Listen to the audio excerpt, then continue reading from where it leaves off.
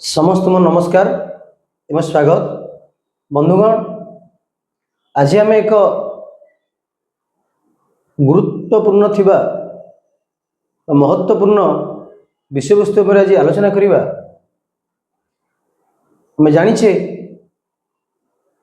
आमर छात्रार्थी माने भिन्न भिन्न बोर्डर परीक्षा देवा जाउछंती, तेणु सही एग्जामिनेशन प्रिपरेशन उपरे किछि आज आम आलोचना करिबा जाउछि। यह एक केतक सजेशन रहिबो, एग्जामिनेशन कौन इम्पोर्टेंस अछि ता मध्ये आलोचना करिबा। आमे मध्य पूर्वर एक क्लास रे आलोचना करथिले एग्जामिनेशन टिप्स विषय रे। पिला मानु किछि सजेशन दिया जाइथिला किपरि भाव से एग्जामिनेशन समय रे प्रिपेयर रहिबे, निज को प्रिपेयर करेबे। तो आज एक लार्ज स्केल रे एक सांगठनिक भाव रे संगठित भाव रे आज आम आलोचना करिबा ए एग्जामिनेशन विषय रे। बंधुगण, जेतेबेले एग्जामिनेशन कथा आसे, विभिन्न बोर्ड रो परीक्षा कथा आसे, सेतेबेले आम छात्रार्थी माने टिके डरी जाती, भय करथांती एवं नर्वस मध्य हो जाइथांती। बंधुगण, से नर्वस हेबा भय हेबा ठीक नुहे, कारण आमे जदि सठिक समय पाठ पढ़िथिबा, सठिक समय दिन नोट आमे लिखिथिबा, निश्चित भाव में आमे को नर्वस फील हेबनी कि भय अनुभव हेबनी। बंधुगण, आहुरी अल्प दिन अछि, केहू को बोर्ड एग्जाम 15 दिन पर आरंभ होला बेले आउ केते एग्जाम 10 दिन पर आरंभ हो जाउछि। निश्चित भाव में वर्तमान समय रे छात्रार्थी मन रे अनेक प्रकार भावना मन को आस्तव, मु परीक्षा रे भल करिवि कि नाही, मु परीक्षा रे केते मार्क रखिबि, बापा मांकर जो आशा अछि मु ता पूर्ण करि परिबि कि नाही, एपरि अनेक किछि भावना आम छात्रार्थी मन रे आसुथौ। बंधुगण, सेही परिप्रेक्षी रे एग्जामिनेशन रे जिला पिला माने एग्जाम दउछंती, तांकर साइकोलॉजी किपरि स्ट्रांग हेबो एवं से किपरि भाव रे परीक्षा रे कृतकार्य होई परिबे, सफल होई परिबे, से विषय आज आमे आलोचना करिबा। बंधुगण, आमे प्रथमे जाना दरकार ये परीक्षा इंपोर्टेंस कोन अछि। एग्जाम जो होउची, बोर्ड एग्जाम होउची के जो क्लास एग्जाम होउची, से एग्जाम रो महत्व कोन अछि, सिग्निफिकेंस बा इंपोर्टेंस कोन अछि। बंधुगण, परीक्षा को एग्जामिनेशन को एक सरफुल सराउंडिंग, एक दुखपूर्ण वातावरण भाव में ग्रहण करी ताहा को एक आमे प्लेटफॉर्म भाव में ग्रहण कर आवश्यकता अछि। जो प्लेटफॉर्म के हमको एक सुजोग दे थाए, opportunity to explore our knowledge, आमर जो ज्ञान आमे जो अध्ययन आमे करिचे वर्ष सारा ता एक्सप्लोर करिवार, ताहाको दर्शेबार एक सुजोग दे थाए एग्जामिनेशन बा परीक्षा। तृतीय रे यह हमको सहायता करे निजो निजे जानिया पे। तो आपण मानकर पढ़ा स्टैंडर्ड कोडी अछि, आपण माने जो परिश्रम करिसेंती, से परिश्रम कला पर जो परीक्षा आपण देउछंती, से परीक्षा एक अपॉर्चुनिटी भाव रे, सुजोग भाव रे आपण को सामने को आसी थाए। आपणकर निजर ज्ञान केते ताहा को निजे जानिया पे। तो प्रथमे एक तुम निजको तुम निजे कौन तो किपरि भाव रे परिश्रम करबा आवश्यकता अछि, ताहा ए जणै दै थाए एग्जामिनेशन। एवं it's an opportunity for correction. जहाँ में परीक्षा लिखुचे, जदि गोटे परीक्षा रे किछि भूल हो जाए, ताहा हमको एक करेक्शन रो अपॉर्चुनिटी प्रदान कर, तो सुजोग दै थाए आम निजे को करेक्शन, आम भीतर करेक्शन आनिया पे, हम करेक्शन आनिया पे। उदाहरण स्वरूप विभिन्न प्रकार विषय वस्तु आर्ट्स स्ट्रीम रो अछि कि साइंस स्ट्रीम रो अछि, कॉमर्स स्ट्रीम में वोकेशनल रही छी।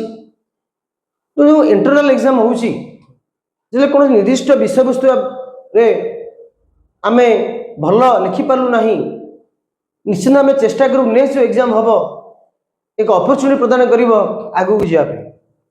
बंधुगण तो आम भितर जो भूल अच्छी आम भितर जो वीकनेस आमर अच्छी ताहाको एक दर्शेबारे परीक्षा एक प्रमुख भूमिका ग्रहण करते एवं चतुर्थ it's means to get honour and respect. जितेबाला जड़े छात्र कि छात्री कठिन परिश्रम अध्यवसाय करी परीक्षा देउची ए परीक्षा रे सफल भाव में कृतकार्य होउची सेतेबेले ताकू विभिन्न जगार सम्मानित मिलता है सम्मान मिलता है जहाद्वारा को पिला को आहरी मोटिवेट हुंती आगू जावाई। तो परीक्षा एक प्लाटफॉर्म बा मीन्स एक माध्यम जहाद्वारा कि छात्रार्थी माने सम्मानित होता निजक से सम्मान अनुभव करता। तो बंधुगण यही 5टी पॉइंट थिला इम्पोर्टेंस ऑफ एग्जामिनेशन परीक्षार गुरुत्व।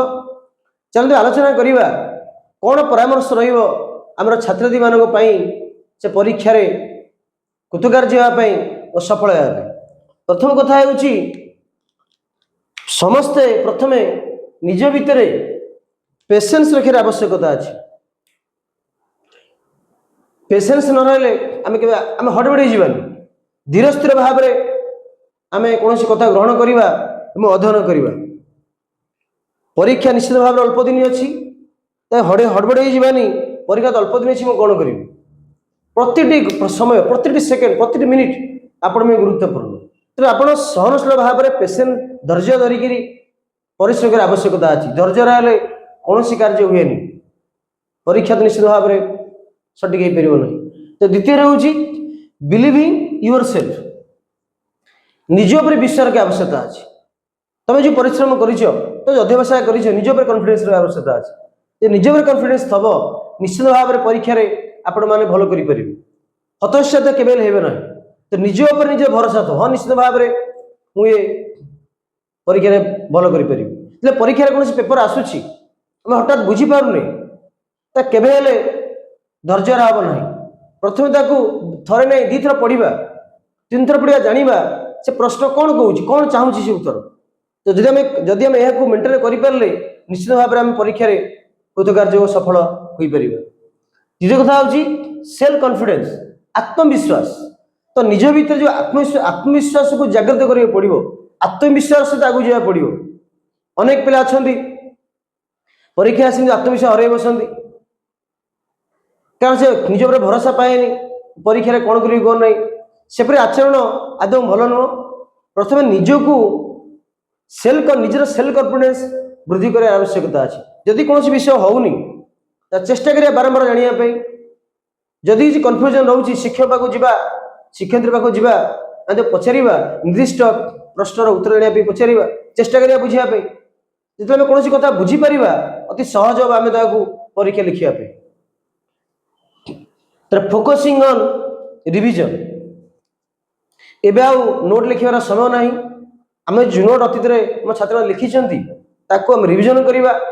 जदि किसी नु आडिशन कर अल्प किसी आडिशन करवा अंतर्जातीय राजनीति में अनेक किसी परिवर्तन देखा दूसरी से फॉरेन पॉलिसी हो से नेशनल सिक्योरिटी टॉपिक हो +2 आर्ट्स सेकेंड ईयर किसी परिवर्तन आसूसी नेशनल इंटरनेशनल लेवल रे से किसी आम ऐड कर आडिशन आवश्यकता अच्छी। तो प्रमुख भाव में रिविजन करवा जहाँ नोट करें जहाँ पढ़ीचे मैपिंग आम भितर कर साइकोलॉजिकल मैपिंग करें परिश्रम करवा रिविजन करवा।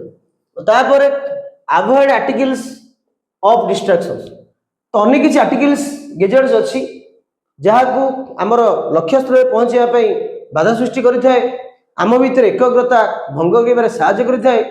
जो डिस्ट्रैक्शन जो आम एकाग्रता भांगार जो जिनस गुड़िक अच्छी चेष्टा करवा व्यवहार न करने बर्तमान से निश्चित भाव में टीवी हो मोबाइल फोन हो यही गुड़िक अनेक परिमाण में आम छात्री मान डिस्ट्रैक्शन करुच्ची परीक्षा सफल हो। तो बंधुगण यही पर्टिकुलर यही जो 15 दिन 20 दिन रहा परीक्षा समय चेष्टा करवा से जिनस को अवॉइड करवा जो जिन आमको डिस्ट्रैक्शन प्रदान करुच्ची एकाग्रता को भांगुची। यापर बी ऑप्टिमिस्टिक आम आशावादी होवार आवश्यकता अच्छी। निश्चित भाव में गोटे लक्ष्य नहीं परिश्रम कर आवश्यकता अच्छी। निराशावादी केवे हवानी हाँ से भल पढ़ुची ମୁଁ ଭଲ ପଢୁନି ମୁଁ ତା ଭଳିଆ ହେଇପାରିବି? ମୋ ପରିବାର ପରିବାର ଅବସ୍ଥା ଭଲ ନୁହଁ, ତାଙ୍କ ପରିବାର ଅବସ୍ଥା ଭଲ, ସେ ଭଲ ପଡୁଛି। ତେଣୁ ଏହା पर ହଉଛି don't compare with yourself, don't compare you with other. ତେଣୁ ଏଇ ଯୋଉ ଅପ୍ଟିମିଷ୍ଟିକ ଏବଂ କମ୍ପାରିଜନ ଦିଟା ଯାକ ଲିଙ୍କ ରହୁଛି। ଜଣେ ଛାତ୍ର ଜଣେ ଛାତ୍ରୀ ନିଶ୍ଚିତ ଆଶାବାଦୀ ହେବା ଦରକାର ଆଗକୁ କେମିତି ଆଗକୁ ଯିବ। ଯେତେ ନେଗେଟିଭ ଏନଭାୟରନମେଣ୍ଟ ହଉ ତ ନେଗେଟିଭ କୁ ପଜିଟିଭ ଭାବରେ ଗ୍ରହଣ କରି ଆଗକୁ ଯିବାକୁ ପଡିବ, ଯାହାକି ସେଲ୍ଫ କନଫିଡେନ୍ସ ବହୁତ ପରିମାଣରେ ସାହାଯ୍ୟ କରିଥାଏ ଛାତ୍ରଛାତ୍ରୀଙ୍କୁ। ଏହା ସହିତ ଆମେ ଯୋଉ କହିଲେ କମ୍ପେୟାର, ବେଳେ ଦେଖାଯାଏ ଅନ୍ୟହିତ ଆମେ କମ୍ପେୟାର କରୁଥାଉ, ଛାତ୍ରଛାତ୍ରୀ ମାନେ କମ୍ପେୟାର କରିଥାନ୍ତି ସେ ଭଲ ପଢୁଛି ଭଲ ପଢୁନି, ତା ଘରେ ଏତେ ଫାସିଲିଟି ଅଛି ଆମ ଘରେ ଫାସିଲିଟି ନାହିଁ। ତ ନିଜକୁ ଏକ୍ସକ୍ୟୁଜ ଦେଲେ ହେବ ନାହିଁ। ଅନେକ ସାଧାରଣ ଦେଖାଯାଏ ପିଲା ନିଜକୁ ଏକ୍ସକ୍ୟୁଜ ଦିଅନ୍ତି, ଆମ ଲାଇନ କଟିଗଲା, ଆମ ଘରେ ପଢିବାର ବ୍ୟବସ୍ଥା ନାହିଁ, ଟିଭି ଜୋରସେ ଲାଗୁଛି, ତ ଅନେକ କିଛି କାରଣ ପିଲାମାନେ ଦର୍ଶାନ୍ତି ନିଜକୁ ଏକ ସେଫ୍ ଜୋନରେ ରଖିବା ପାଇଁ। କେବେ ହେଲେ ଠିକ ନୁହେଁ, କାରଣ ଆମେ ଯଦି APJ ଅବଦୁଲ କଲାମ ଯିବା ଅନେକ କିଛି ସମସ୍ୟାର ଜଡ଼ିତ ହେଲେ ମଧ୍ୟ ସେ ଅନେକ କିଛି ନେଗେଟିଭ ପ୍ରତିବନ୍ଧକତାକୁ ପାଠ ଦିନରେ ଦେଖା ଦେଇଥିଲା, ତ ତା ସବୁ ସେ ସାଇଡ କରିକି ନିଜ ଗନ୍ତବ୍ୟସ୍ଥଳୀ ସେ ଆଗକୁ ଯାଇଥିଲେ। ତେଣୁ ବନ୍ଧୁଗଣ, ଆମେ ଯେଉଁ ନିର୍ଦ୍ଦିଷ୍ଟ ଲକ୍ଷ୍ୟ ରଖିଛେ, ବିଶେଷ କରି ପରୀକ୍ଷା ସମୟରେ ଆମେ କିପରି କୃତକାର୍ଯ୍ୟ ହେବା, ସଫଳତା ହାସଲ କରିବା, ତ ନିଶ୍ଚିତ ଭାବରେ ଏଇ ଦିଗକୁ ଆମେ ଗୁରୁତ୍ୱ ଦେଲେ ନିଶ୍ଚିତ ଭାବରେ ପରୀକ୍ଷାରେ ସଫଳ ହାସଲ କରିପାରିବେ। ତ ବନ୍ଧୁଗଣ, ଏହି ଆଲୋଚନାଟି ଆପଣମାନଙ୍କୁ କିପରି ଲାଗିଲା, ବିଶେଷ କରି ଛାତ୍ରଛାତ୍ରୀ ମାନେ ଷ୍ଟୁଡେଣ୍ଟ ମାନଙ୍କୁ କିପରି ଲାଗିଲା, ଆପଣଙ୍କର ମତାମତ କମେଣ୍ଟ ବକ୍ସରେ ପ୍ରଦାନ କରିବେ। ଯେଉଁମାନେ ଆମ ଚ୍ୟାନେଲକୁ ନୂଆ କରି ଆସୁଛନ୍ତି ସେମାନଙ୍କୁ ବିଶେଷ ଅନୁରୋଧ, ସେମାନଙ୍କ ଚ୍ୟାନେଲକୁ ସବସ୍କ୍ରାଇବ କରନ୍ତୁ ଏବଂ ଯଦି ଏଇଟା ଭଲ ଲାଗେ ଆପଣଙ୍କୁ, এই ଭିଡ଼ିଓଟି ଆପଣଙ୍କୁ ଭଲ ଲାଗୁଥାଏ ତ ଆପଣ ବନ୍ଧୁମାନଙ୍କ ସହିତ ସେୟାର କରନ୍ତୁ। ବିଶେଷ କରି ପ୍ୟାରେଣ୍ଟସ୍ ମାନଙ୍କୁ ଅନୁରୋଧ, ସେମାନେ ଯଦି ଭିଡ଼ିଓ ଦେଖୁଛନ୍ତି ନିଶ୍ଚିତ ଭାବରେ ଆପଣମାନଙ୍କ ପିଲାଙ୍କୁ ଦେଖାନ୍ତୁ ଏବଂ ନିଜେ ମଧ୍ୟ ପିଲାଙ୍କୁ ଏନକରେଜ କରନ୍ତୁ। ଅନହିତ କମ୍ପେୟାର ବା ନିଜେ ମଧ୍ୟ ନିଜ ପିଲାଙ୍କୁ ଅନ୍ୟ ପିଲାଙ୍କ ସହିତ କମ୍ପେୟାର କରନ୍ତୁ ନାହିଁ। ନିଜ ପିଲାର ଷ୍ଟାଣ୍ଡାର୍ଡ ସେ ପିଲା ଷ୍ଟାଣ୍ଡାର୍ଡ ନିଶ୍ଚିତ ଫରକ ଥିବ, ଆପଣ ପିଲାର ମେଣ୍ଟାଲିଟି ଅନ୍ୟ ପିଲା ମେଣ୍ଟାଲିଟି ନିଶ୍ଚିତ ଭାବରେ ଡିଫରେନ୍ସ ଥିବ। ତେଣୁ ଯଦି ଏଇ କଥାକୁ ଆପଣମାନେ ଗୁରୁତ୍ୱ ଦିଅନ୍ତି ନିଶ୍ଚିତ ଭାବରେ ଆପଣମାନେ ସଫଳ ହେବେ।